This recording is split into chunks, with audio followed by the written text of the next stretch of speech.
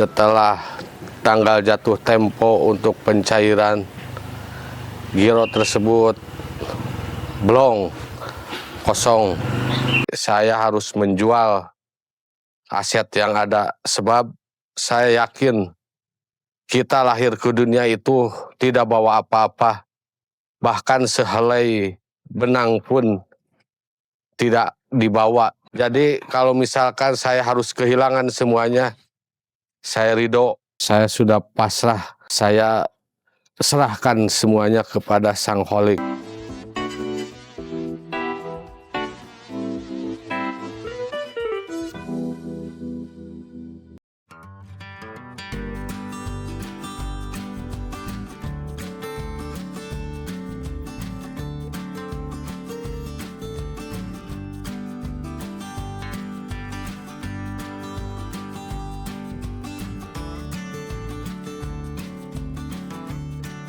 Perkenalkan, nama saya Asbiki Sonjaya, asal dari Kota Garut, mencoba berhijrah ke Bandung tahun 99. Latar belakang saya dari keluarga pedagang, jadi di Bandung bercoba untuk berniaga, untuk membangun sebuah bisnis, dan sampai sekarang menjadi produsen dan buka konveksi sendiri. Awal mula terjun ke dunia konveksi pertama-tama dari saya berjualan di pinggir jalan. Kebetulan yang dijual adalah produk-produk buatan lokal. Kemudian saya terinspirasi untuk bisa memproduksi sendiri barang yang saya jual. Kebetulan sebelum diproduksi sendiri, saya pernah terjun membantu beberapa rekan dalam dunia konveksi dan dunia garment, sehingga ada bekal dari segi pengalaman. Kemudian setelah mencoba memproduksi produk yang biasa saya jual, kemudian saya tawarkan ke teman-teman, baik yang dalam kota atau yang luar kota, barangkali ada yang membutuhkan atau yang menjadi reseller. Saya tawari beberapa rekan-rekan, khususnya yang ada di luar kota. Saya tawari barangkali memerlukan untuk seragam, untuk dress code rombongan-rombongan.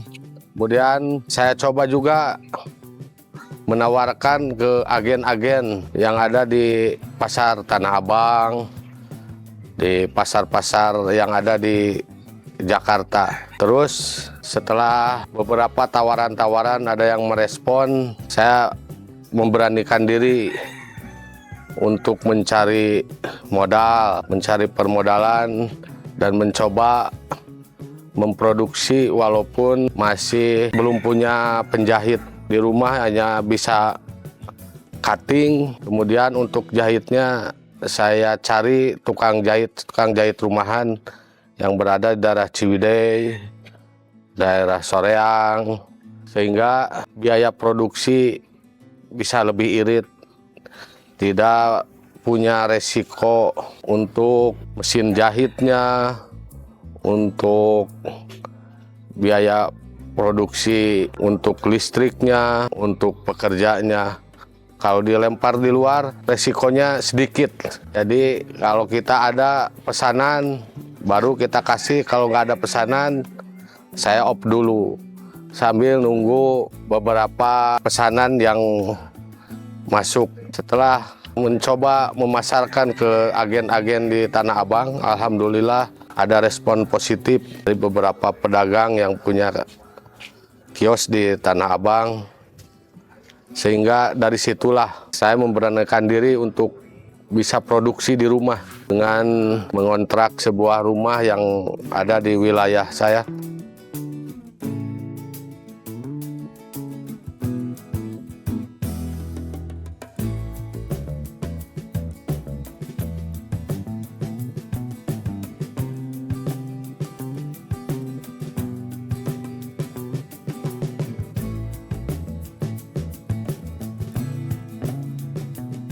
Alhamdulillah setelah produksi sendiri dan orderan makin banyak, waktu itu ada kesalahan yang sangat saya sesali. Saya terlalu percaya ke orang, terlalu percaya ke pelanggan, walaupun kategori itu pelanggan baru. Alhasil setelah beberapa bulan, berapa tahun berjalan, orderan makin banyak. Saya kirim barang ke Tanah Abang sampai permintaan nyampe 2000 piece setiap minggunya. Setelah berjalan beberapa bulan dengan kebiasaan pasar yang memakai sistem kontrabon, sistem konsinyasi, dan sistem pembayaran memakai giro, di situ saya kurang teliti sehingga terlalu percaya ke orang lain, padahal permintaan barang itu lagi banyak-banyaknya. Tetapi ada satu pelanggan yang membayar pakai giro. Ternyata setelah tanggal jatuh tempo untuk pencairan, giro tersebut blong, kosong. Disitulah mulai ada goncangan, mulai ada tersendatnya produksi.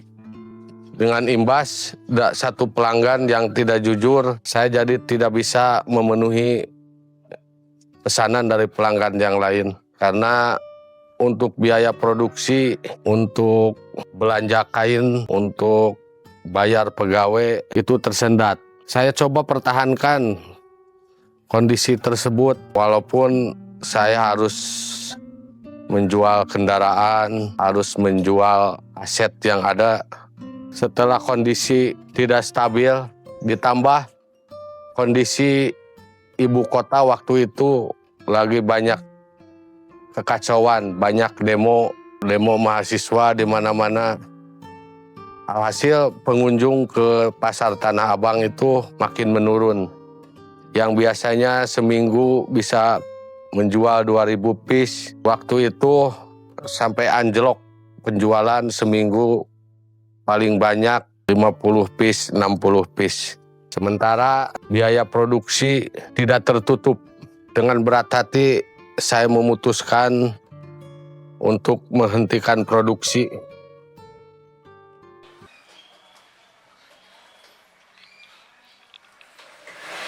Bro,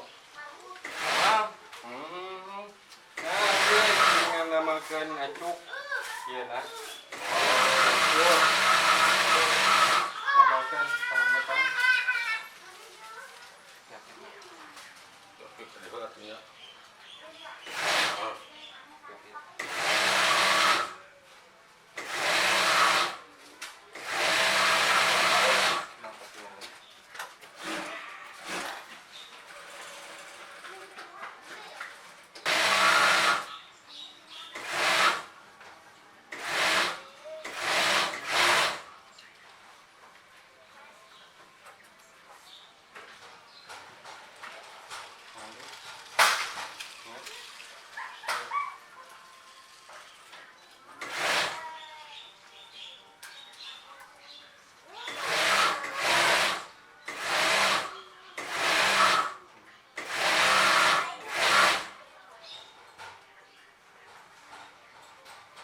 Sip.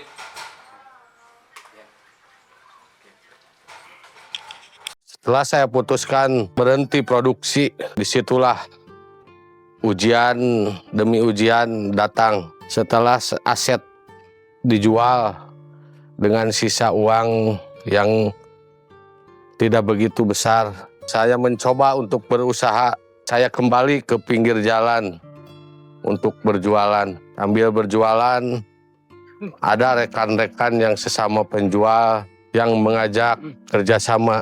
Karena kebetulan waktu itu saya tidak punya modal, ada tawaran kerjasama. Setelah berjalan, ternyata yang memberikan modal tersebut meminta kelebihan yang tidak masuk akal.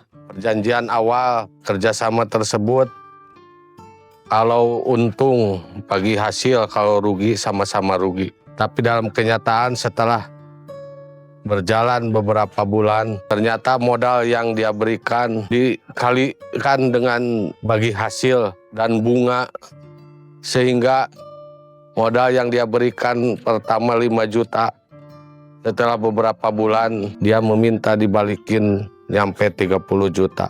Kemudian dari situ saya putuskan untuk tidak melanjutkan berjualan di pinggir jalan, dan alhamdulillah waktu itu dibukanya pendaftaran untuk aplikasi ojek online. Saya lanjutkan perjuangan hidup saya dengan menjadi driver, sehingga hari-hari saya tetap di jalan, tidak kenal lelah. Saya mencoba peruntungan, berjuang dari pagi hingga larut malam hanya untuk bisa menutupi uang yang ditagihkan dari yang rekan yang memberi modal tersebut. Untuk menutupi hutang tersebut, beberapa bulan berjalan menjadi driver online. Ternyata saya hanya bisa menutupi untuk kebutuhan rumah tangga, untuk kebutuhan makan, kebutuhan hidup keluarga. Sehingga pada puncaknya setelah saya diteror terusan, tiap hari kena teror, istri kena teror dari orang yang memberikan modal, yang ternyata uang itu adalah uang rentenir.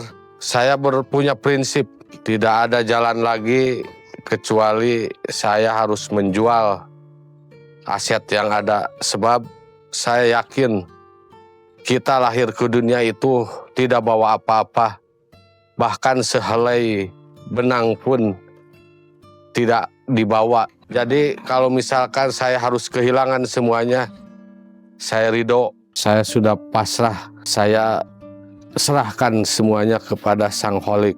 Sehingga saya dan keluarga memutuskan untuk menjual satu-satunya aset yang penting, yaitu tempat tinggal. Saya putuskan untuk menjual rumah demi bisa menutupi uang rentenir tersebut.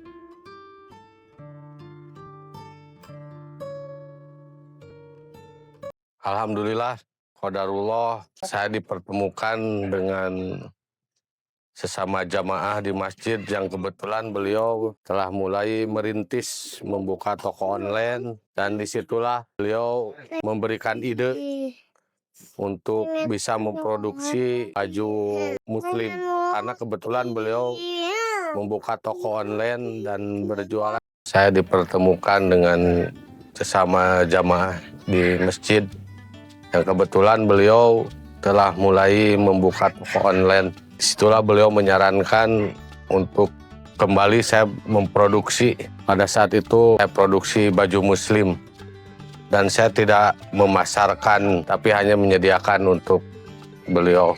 Alhamdulillah, qadarullah, pada masa itu dimulainya ada virus COVID yang menyebabkan aktivitas di luar dibatasi, sehingga respon ke toko online lumayan sangat tinggi. Dan dari mulai itulah saya memberanikan diri untuk memproduksi. Dengan sisa uang 20 juta, saya hanya sanggup membeli 2 mesin jahit dan 1 mesin obras. Sisanya bisa beli bahan, cuma menyediakan patrol. Dan habis sudah uang 20 juta itu.